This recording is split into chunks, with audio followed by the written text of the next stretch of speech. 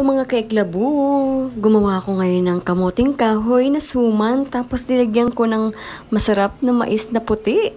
Nakakain ka na ba neto o nakatikim ka na ba neto? At baka hindi pa, naku, try niyo na tong recipe na ginawa ko. Promise, super sarap niya. Para sa mga ingredients, meron akong kinayod na kamuting kahoy dito. Napigaan ko na rin tong kamuting kahoy natin. 5 cups na kamuting kahoy na kinayod. Maglalagay rin tayo dito ng dark brown sugar, 1 cup, at ng 1 can na coconut milk. Bali, ganitong mais yung ilalagay natin sa ating kamuting kahoy na suman. Bali, nag-add ulit ako dito ng 3/4 cup na dark sugar. Bago ko nga pala nilagay yung ating puting mais dito, nilaga ko nga muna to. Bali, mga 2 cups din yung mais na nilagay ko dyan. Pagkatapos nga, halu-haluin muna natin to. At para magmukha pang special yung ating suman, naglagay pa ako dito ng 1 cup na coconut meat. Yung young coconut yung pinili ko. Masarap talaga kapag may buko yung ating suman. At para naman sa pagbalot ng ating suman, ganito lang yung ginawa ko.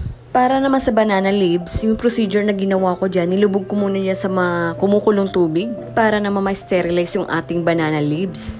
Bali, tig 2 tablespoon yung nilagay ko dyan sa ating suman para naman medyo sakto lang yung dami. At syempre para pantay-pantay din yung laki nila.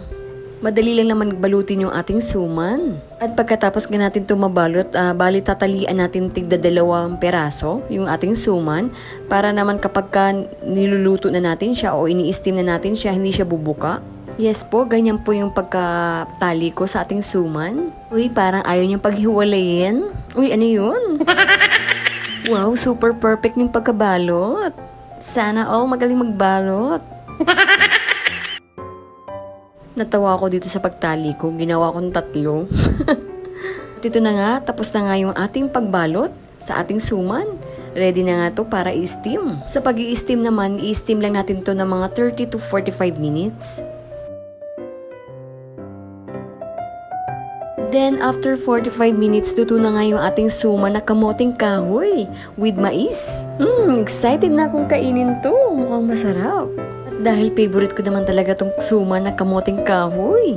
At ito na nga, try na nga natin at tikman na nga natin tong napakasarap na suman na kamuting kahoy with mais.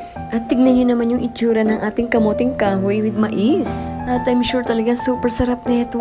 At kung nagustuhan mo tong video ko, paki-like and share naman. Salamat po sa panonood, sa uulitin. Tara, tikman na natin tong napakasarap na kamuting kahoy with mais. Super yummy!